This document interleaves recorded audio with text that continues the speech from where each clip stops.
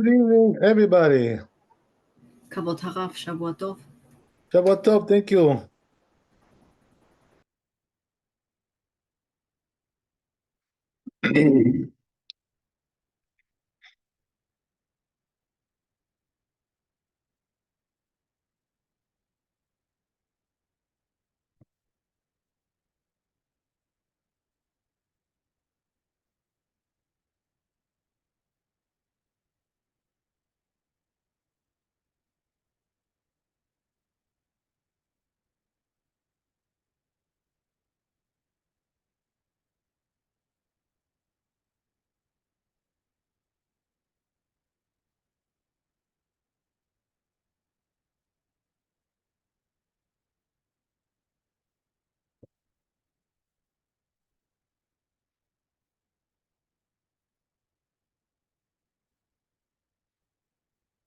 Okay.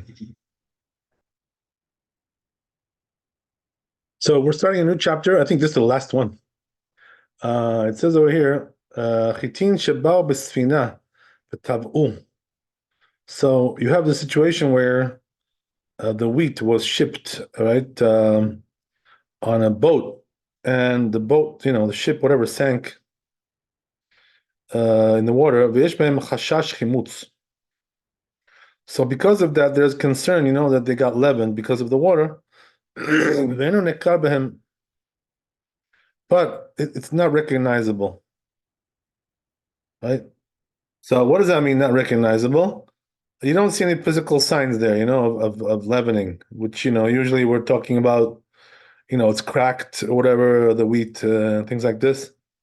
So in a case like that, and so he says, what do you do? So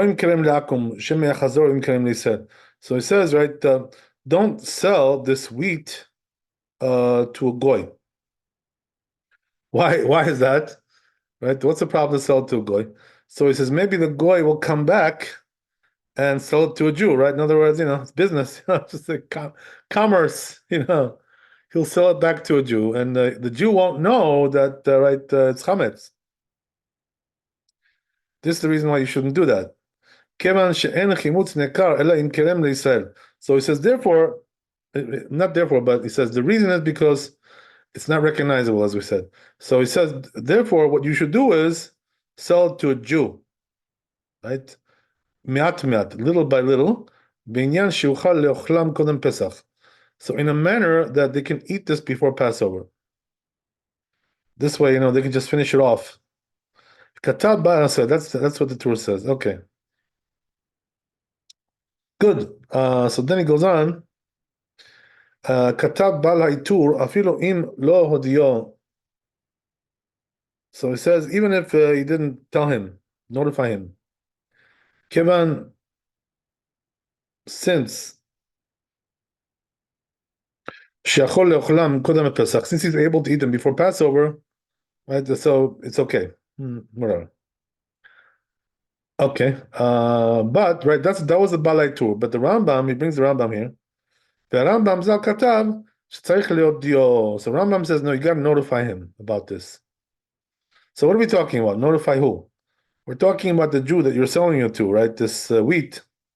You gotta notify him. Oh yeah, do you know what happened over here? Right, we had the ship drowned, and sank, right? Sank the ship, and so therefore there's concern about chametz here. So Rambam says you gotta notify him. Okay. So says the Tur. He thinks it's the Balai Tur is more correct, that you don't have to notify him. Why is that? As we said, right? The reason is because there's enough time for him to eat it, so there's no problem there. Okay. Midelo share elav davar mu'at, because he only allows to sell a little amount to each person, whatever. Sheim hodio afilu tuva nami ishamim dehu adin lakum. So it says, but if you notify him, you could sell even a lot. That wouldn't be a problem. You can sell a big amount, since the Jew knows, right, that he's got to get rid of it before Passover. Okay. So if that was the case, you would be able to sell it even to a goy. מעט מעט, little by little, שלא אסור למוכר מהקום, because they only forbade to sell to a goy, אלא הרבה ביחד, only if it's a large quantity. As we said, we're concerned that he's going to come back and sell to a Jew. Okay. Good. So let's see the Bit Yosef here.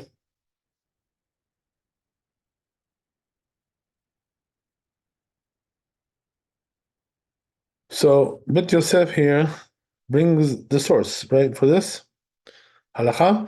Besot perek kol sha'at. It's over there in this perek. Same perek, right over there in Psachim. Mem Amud Bet. Ahi arba detav'a bechishta perush shem nahar shara.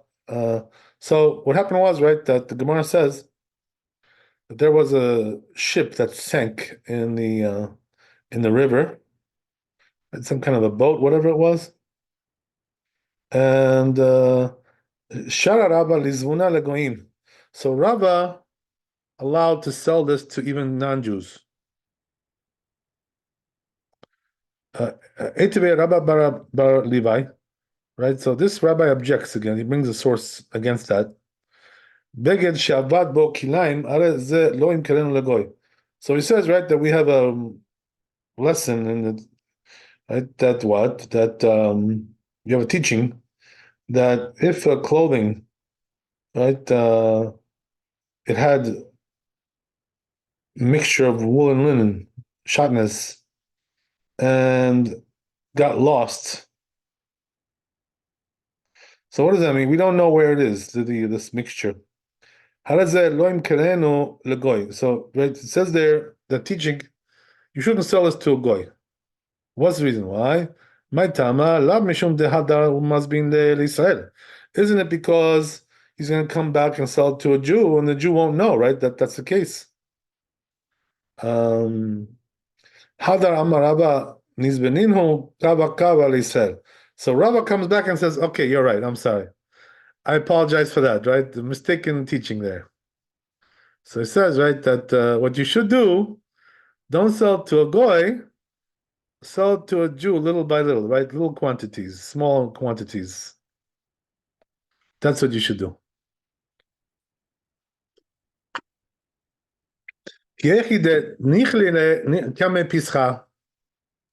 So why is that? Why do we want to sell small quantities? As we said, right? Because we want them to finish it before Passover. Rashi explains kava kava, right? Which means like small amounts. Kav lazeh, kav lazeh, right? One kav to this guy, one kav to this guy. Kav is like a certain amount, right? Small amount, whatever. Velo arbe leish echad. So right, don't sell a lot to one person, as we said. Otherwise, we're concerned that it won't be finished before Passover, and he's going to transgress. Okay, so then he goes on. Katavaran says the Ran, "Dachi kama kav lazeh kav lazeh gavna afilu leisel sharu." So he says, in a case like that, the Ran says, when you're selling little quantities, it's even allowed to sell to a Jew, as we said. The whole shekin, all the more so, he says. Shechlu kodem pesach. The goy, I'm sorry, all the more so to a goy. והרמב"ם כתב מוכרו לישראל ומודיעו כדי שיאכלם קודם פסח. But the Rambam says not like that. He says you should sell it to a Jew and notify him, right? And this way he'll know to sell it before Passover. Oh, I'm sorry, not sell it, to eat it, right? Eat it before Passover. ואם הוא מכרו לגויים, קודם פסח מוכר מעט מעט. So he says, but if you were selling it to goyim, you should sell like little quantities. Each one, in order that it should be consumed before Passover. Why? Because we're concerned, as we said, right? The goy will come and resell it to a Jew. Says Rav Magid. It seems like from his words, he says, the words of the Rambam, he didn't have the text kava kava, right? Little by little they sell to a Jew. Ela kava kava stam.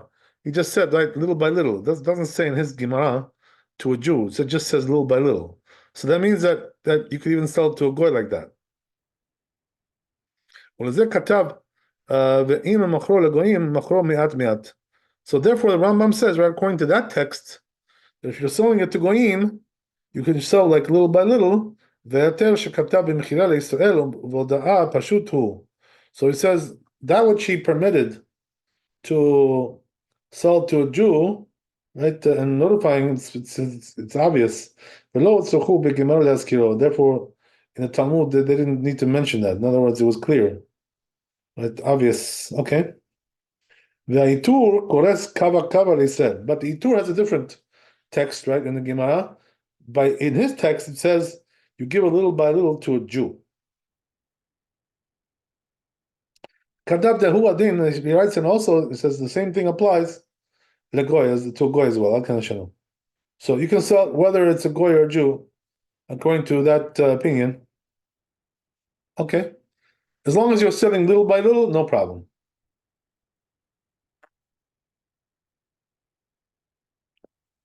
Okay, good. So let's go on. Then he goes on, right? That what she says, they wanted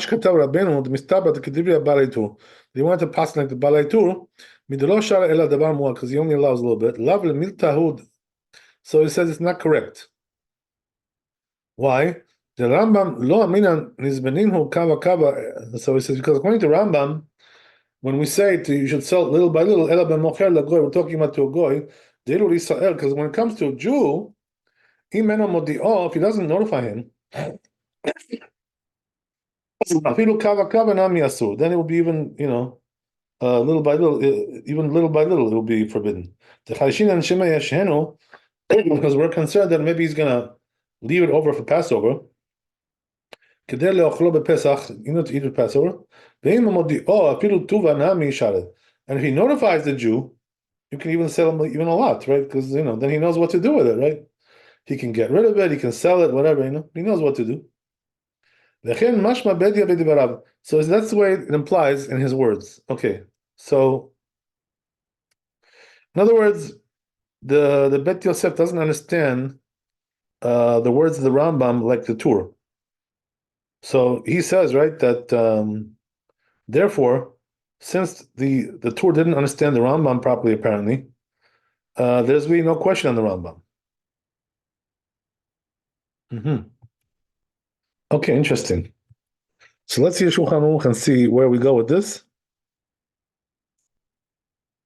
So basically, he's defending the Rambam, right? Saying that it's fine. The words of the Rambam are fine. Okay. So we're gonna pull up the next chapter.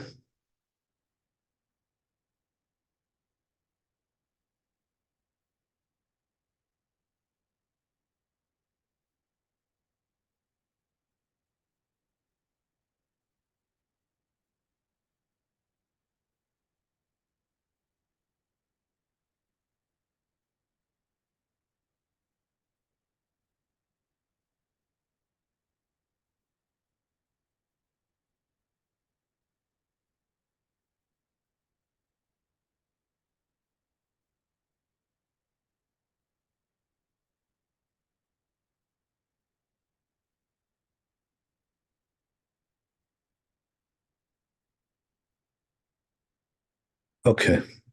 So says Shulchan Aruch,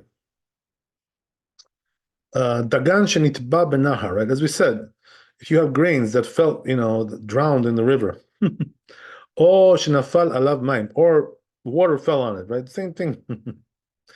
Kasher kashem shasur leochlo kach asur lekaimo.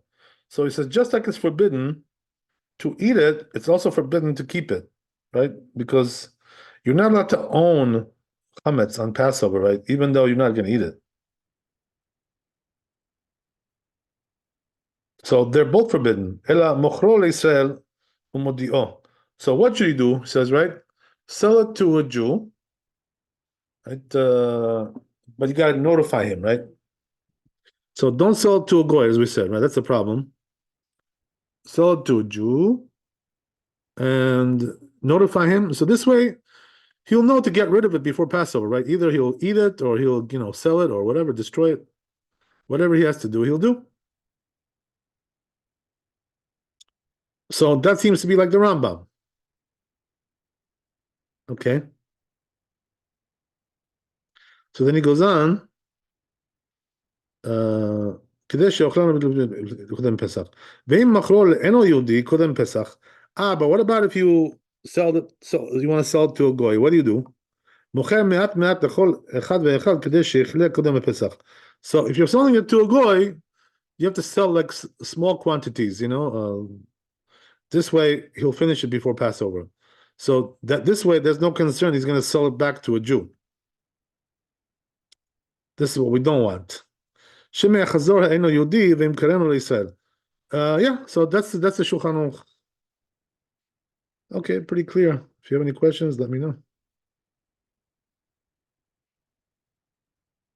Let's go on.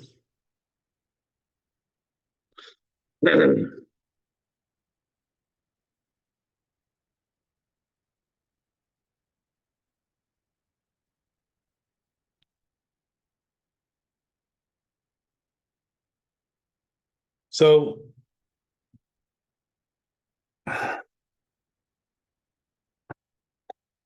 let's go back to the tour for a second.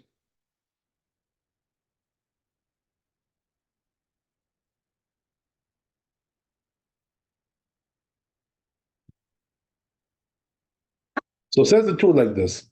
כתב רבנו אפרים שהן אסורים אף על גב שלא נתבקעו.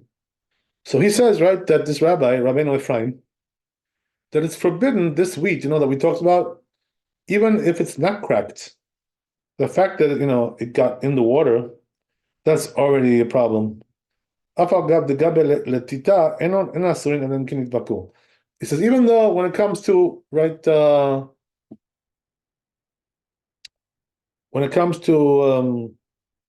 basting, no, I'm sorry, not basting, soaking, right? When it comes to soaking, it's only forbidden if it got cracked. Shani Hatan, the Asik Be Ilkach Enan Minded Nechimutz. But he says it's different there. Why is that? Because since you're like, agitating it, doesn't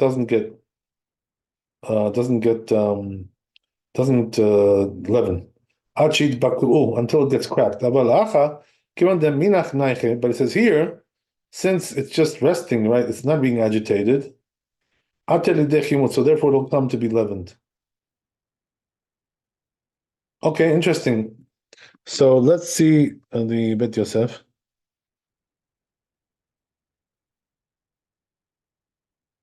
So Bet Yosef, Kakatab Shamrosh. The Rosh also writes this, right? Ve'aran and Aran Katav Gabe Letita Shedat Re'a Delo Itma Shiura Denitbakeu Ela Beshiurim Beseurim Aval Bechitin Kevan Deit Beutziria Klomar Sedek שבחיטין בסעורים, אבל בחיטין כמן דאית פירוציליה, כלומר סדק שבחיטין כמן נתבקעו דמה. והוא כתב דלא נהרה. So I'll read that again one more time, right?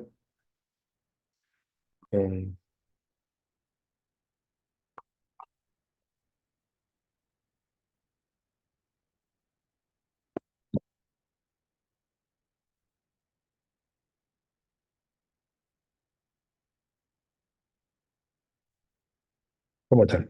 So he says like this: "Kakatav Rosh Be'aran." That's what the Rosh and the Ran said, right? Like Rabbeinu Ephraim. What did Rabbeinu Ephraim say? He said that it's forbidden, even though it didn't crack, because the fact that it was soaking in the water is already a problem. So they agree with that, right? The Rosh and the Ran. So the truth is, right? He says the Rosh agrees with that, and then he says the Ran says, "Katav Gabel etita shedata ra'a delo itmar shiura dinitbakeu ela בסעורים, אבל בחיטין, כיוון דאית בהורציליה, כלומר סדק שבחיטין כיוון ד... So he says that according to the Ra, right, who is Rabbi Aaron HaLevi, right, according to this rabbi, that when it comes to this issue about being cracked, that was only said regarding barley. But when it comes to wheat, he says, "Kivan de it behu tzirya," Klomar acidic. But he says, when it comes to wheat, once you have cracking, right? Shebechitin kiman de nitbak udame. Right. So you have two different levels here, right? One is talking about it got like cracked, but it's like it's not like totally cracked, like heavy big time. It's like slightly. There are some crevices there that have shown up, but there's also right a higher level, where it like really cracks, like big time. So there's different levels of cracking. So he says that when it comes to wheat, right, even a little bit is already a problem. So he says, I don't agree with that. The Tava Katav. So it says regarding the ship that sank in the water, so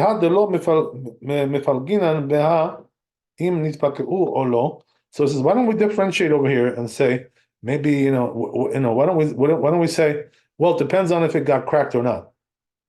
So it says because here we're talking about wheat. Right? So when it comes to wheat, we don't require, that it should be like totally broken, like that. So even a little crevice, even if the crevices are showing up already, it's already a problem by wheat. So in other words, what you have here is like a different threshold for barley than you have for wheat. For barley, the threshold is it should be like totally broken, like cracked. But when it comes to wheat, it's a lower threshold, which means that even like just little crevices are already a problem. Okay, that's what he's saying. So it differentiates between one and the other, wheat and barley.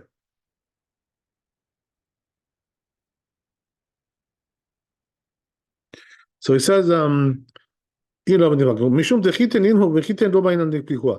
כך כתב הרעה, that's what the Ra says, ולפי מה שכתבתי בלמעלה, he says, going to what I wrote above, קצת חיתים מבוקעות היו בהם, so he says, there were some wheat which was already, broken, cracked, וחיישינן דדילמה זבין להו לישראל.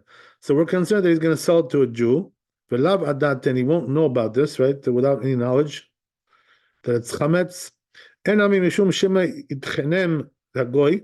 Or maybe, right, we're concerned that another possibility is that perhaps the goy will, grind it up.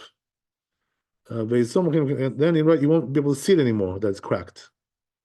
So sell to a Jew, as flour, and you can't really tell that it's chametz. That's the end. That's the end of it. והגאות באמון כתבו בפרק ה', says this rabbi, בשם רבי אליעזר ממיץ, in the name of this rabbi, דלא מצליחינן נתבקעו אלא בלטיטה, שזה ליפתה מועטת. So he says, we don't really require, right, that it should be cracked, right, only in the case of letita. So why is that? Because it doesn't give off a lot of moisture. אבל בשרייה מרובה אפילו לא נתבקעו אסורות. But he says when it comes to right soaking, even if they're not cracked, it's already forbidden. So here he's telling you, right, that yeah, so let me explain this to you, right, what this means. There's different types of wetting, when it comes to wheat, right? What we're talking about in this chapter is like soaking it in water, drowning in water. So that's already like a higher level. But there's also letita, right? If you remember, we talked about letita before in a different chapter, right? And if I remember correctly, what letita means is like you're just like, pasting it on the outside, right? It's not getting soaked in the water, like rinsing it, whatever. So that's a lower level. So when it comes to letita, there, right, since it's not so much water, so then we require that it should be cracked. there should be chametz. There should be considered chametz. When it comes to soaking in water, which is a higher level, right? So there we don't even require that it should be broken or cracked. Just it's enough that the fact that it's soaked already is enough. That's what he's trying to say. V'Rabbeinu Yerucham katab b'shem Asar Mikutzi. So this rabbi writes in the name of this rabbi, Sar Mikutzi. That's the name of a rabbi. It's a whole history, by the way, why they call him this name. I don't want to get into it now, but anyway, right? Katab b'shem Asar Mikutzi. Kidiri Ara, like he wrote like the Ra'a. Kach katab Agot Maimon Per K. He also writes this b'shem Aritzba. About that Tarif, according to Rif and the Rambam, says. Right? There's no differentiation. There's no difference between wheat and barley. It's all the same. So there's two different opinions here, right? According to the Ra'ah and Hagat Maimon, name of the Ritzbah, so there's a difference between wheat and barley, right? What, as we said, what is the difference? That barley, right, has a higher threshold. That it has to be like totally cracked, and then it's chametz. When it comes to wheat, even if it's like a little bit, just little crevices, it's already chametz, when it comes to wheat. So that's according to the Ra'ah. But according to Rambam and Rif, there's no difference between wheat and barley. It's all the same. So there are two different opinions, right? So, you can pretty much, imagine he's going to pass like the Rif and the Rambam here, right? Since he favors these two over most of the others, right? So therefore, it's considered to be like a done deal. Okay, so that's the Bet Yosef. I think there's another Bet Yosef here somewhere, which goes after that. Let's see. This one, yeah. So it says here, כתב האגור שנשאל אביו על חיטים שהיו שטוחים בעלייה תחת הגג. So it says the Agur, right? Also, a certain rabbi, name of a book, and he says that he was asked, his father was asked, right, regarding wheat that was in the attic, right, in the second floor somewhere, under the roof. So what happened was that, water dripped out of the roof, right, and got spilled over the grains. In some of the places. In other words, it wasn't totally soaked. Some of the areas got wet. But he says it was already a lot of water there, but it could even, moisten something else that was already quite wet. So he answers, right, like Rabbi Eliezer Mimitz, that these two rabbis, Chemiru, they were stringent about this.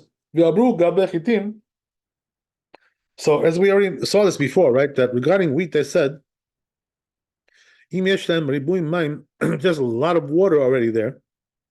When it comes to wheat, even if they're not cracked, they're already forbidden.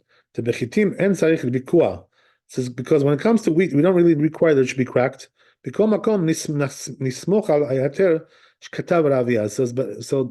it says in any case we're going to rely on the heter that was written by Ravia. Aruch, and it brought down the Mordechai. You can eat some of it before Passover, or sell to goyim little by little.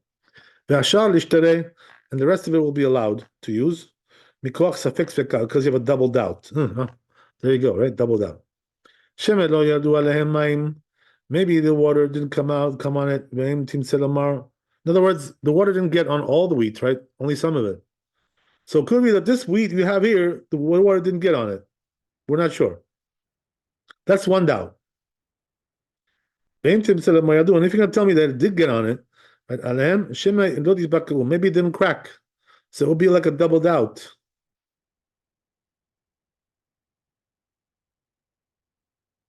But he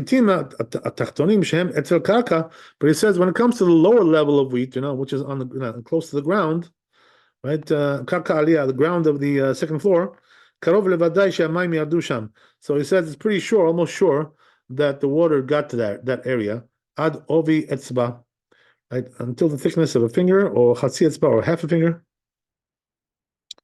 Ve'otam tizrok.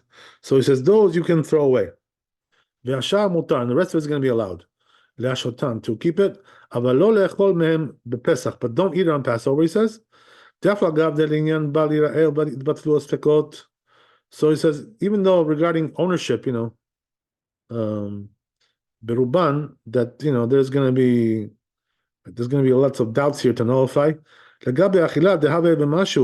it comes to eating, right, that as we said doesn't really get nullified on Passover. Lo mekilin, so we're not lenient about that. The kolbo katab, so it says the kolbo kari chitin, right? If you have a pile of wheat, shenafal alab delif maim, that fell on it like a drip of water, right? That drip.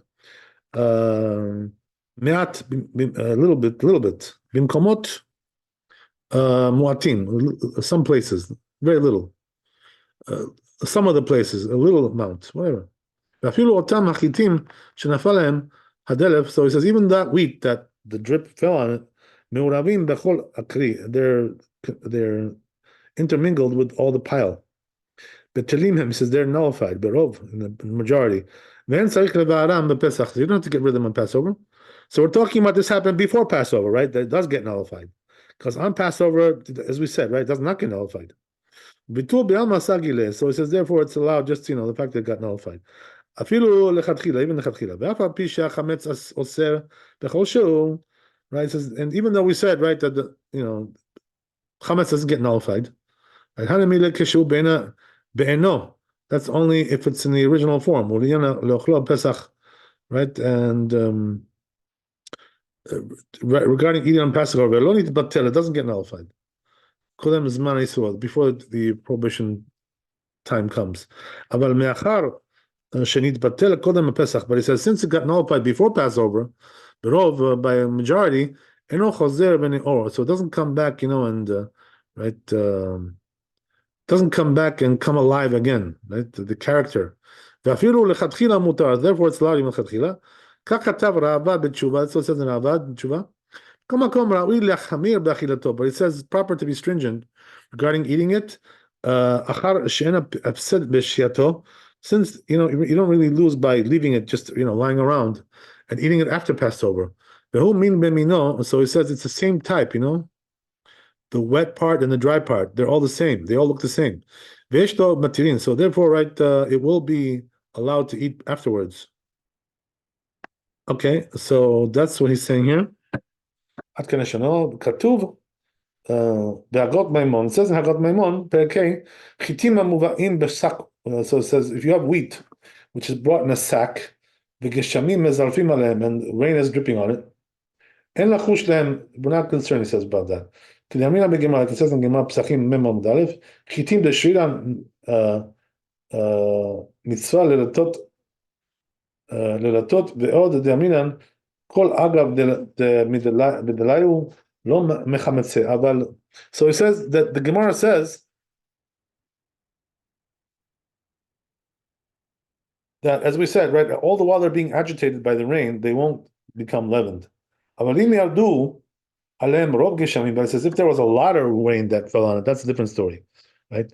עד שהשק יהיה שרוי מים, until the point where the sack is like, saturated with water, ששרייתן מרובה, so there's a lot of, soaking there going on. חוששים להם, says then we're concerned about that. והאוכלן בכרת, so therefore the person who eats that is going to be cut off from the Jewish people. Why? Because he ate chametz on Passover. So he said that now resembles the case where the ship that sank in the water. It becomes chametz. Even if it didn't crack. That's what it says in Mordechai Perek Kol Sha'ah. This parak. Okay, very good. So I think that's the end of the Bet Yosef. Let's see the Shulchan Aruch and see where we go from there. So says Shulchan Aruch in Bet, right? Dagan zeh shenitba benahar. So he says, if you have, as we said, right, we mentioned, if you have grain that fell, sank into the river, or shenaflu alav maim, or water, fell on it.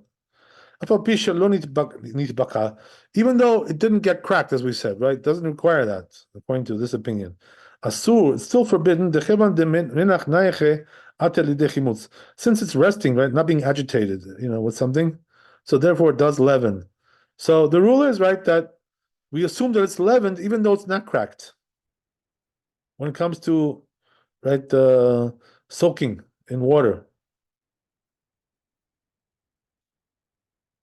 So says the Ramah here, ולכן יש להיזהר שלא יבוא מים או גשמים מוזלפים על החיטים. So he says, therefore you got to be careful, right? Don't get water, right, or rain on the wheat, right? Make sure it doesn't happen, because otherwise it's going to be forbidden.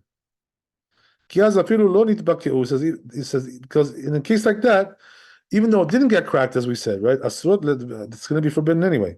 But הגן שהיה מונח בעלייה, so he says, also if you have, as we just saw in Beit Yosef, right, if you have a wheat which was placed in the attic, right, whatever, וירדו גשמים דרך הגג, and then, right, through the roof leaked in some rainwater.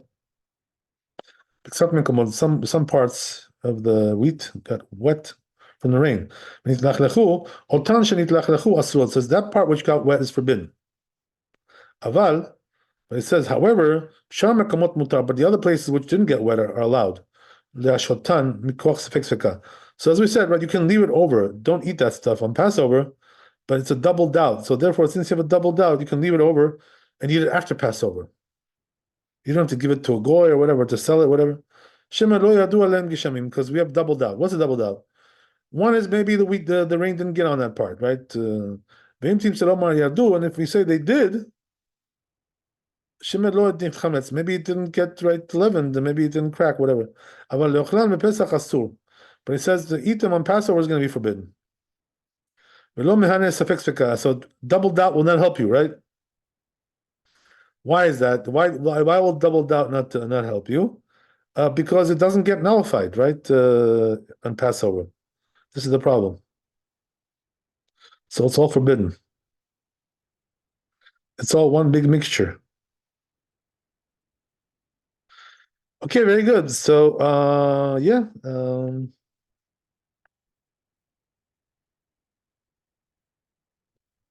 So maybe we'll reread the Shulchan Aruch one more time, right? Just to make sure we got it. I think we did get it, but I can't read your mind. So I'll read it over one more time. Okay, so right, it says like this. Dagan zeh shenitba benahar, as we said, right? If you have water, if you have grain, right? We're talking about wheat. Could be also barley, same thing, right? That's according to this opinion. Whether it's barley or wheat, it's got soaked, right? It got drowned in the water, or water fell on it, right? And it got totally soaked, basically.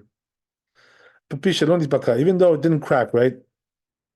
Forbidden, asur. So cracking is not really something essential in this scenario.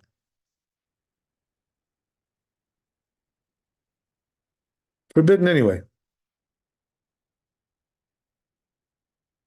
Why is that?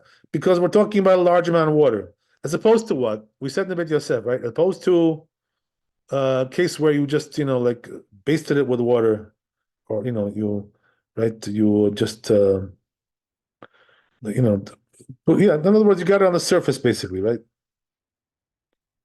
So there, it's a different story, right? We're not so concerned until it cracks. But when it comes to like soaking in a large amount of water like this, or being spilled a lot of water on top of it, whatever. So it's like soaking in water, totally wet. So there, we're concerned even though it's not cracked. That's the story. So again, right, we'll repeat the Ramah. Says the Ramah. Therefore, says the Ramah, make sure, right, he says, because of this, right, because you have a problem with this, that don't get rain on the wheat, right? Or just water in general, right? You don't want to get water spilling over the wheat, or rainwater dripping on it. Okay, so because it says the Ramah, right? Because in a case like that, right, even if it didn't get cracked, as we said, asurot, they're going to be forbidden. So what about if you, right, have grains, right, in the attic, and some rain fell on from the roof, leaked out from the roof. right? And it got some rain on it. So what happened was, right, some of it got wet, some of it did not. So it wasn't totally soaked. This is the case, right, that it's a little bit less severe than the case of the Shulchan Aruch. The Shulchan Aruch is talking about the water is like totally soaked, So then, even if it's not cracked, it's forbidden. So you got to get rid of that stuff. You can't keep it for Passover, right? But if it's like just partially, wet, some parts are wet, some parts are not. So then, as we said, right, you have like a doubled out here. So since you have a doubled out, what you can do is, right, store it and eat it after Passover. So that means you don't have to get rid of it. You don't have to sell it or anything. Or you don't have to, right, give it to a goy or whatever, destroy it. Just keep it over for Passover, and then after Passover you can have it. Why is that? Because it's a doubled out, right? What's a doubled out? Maybe it didn't get wet, and if it did, right, then maybe right it didn't get leavened. Sometimes it doesn't. It doesn't always get leavened. So therefore, right, it's a doubled out, and after Passover you'll be able to eat it. This is the solution you have when it comes to a small amount of water, right, which is not totally soaking the whole grains. Okay, but he says, right, that the part that for sure got wet, that's going to be forbidden. There's nothing to talk about there. So, in other words, the part that got the part that got really wet, right, going to be forbidden. Aval, but but the other places, right, which we're not sure if it's wet. It looks like it's not wet. It's a doubt. So there we have a double doubt. That's what we said, right? אבל שאר מקומות מותר להשותן מכוח ספק-ספיקה. השמן לא ידוע להם גשמים, as we said, right? שמן לא יכול. אבל לאוכלם בפסח אסור. But you're not allowed to eat on Passover, right? ולא מהנה ספק-ספיקה. And it's not going to help you that you have a double doubt, as we said, right? Why is that? Because it doesn't get nullified, right? On Passover, So therefore, right? We're not really sure what's the situation. So let me just look at the Mishnah Berurah here, is what he says regarding this. He adds us some detail.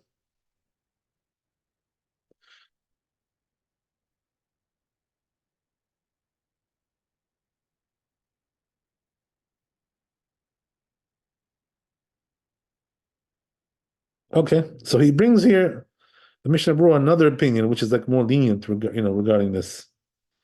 There are some who say that, if it's going to cause you a big loss, you can even have it on Passover, this stuff. He brings another opinion here. But according to Ramah, it's not allowed. According to Bet Yosef also, that's what it was. So, it really shouldn't be lenient like the other opinions here. But, right, so in other words, according to the other opinion that he brings here, you have a double doubt. So you can also have it on Passover as well. Double doubt allows you to have it. It does make sense, by the way, what he's saying, but that's not the way we saw in the Beit Yosef. That's not the way we saw in the Ramah. Okay. So, all right, I guess we'll stop there, Bezat Hashem. If you have any questions, let me know. Otherwise, we'll continue tomorrow. Bezat Hashem, thanks for coming. Be blessed with wealth and health and happiness.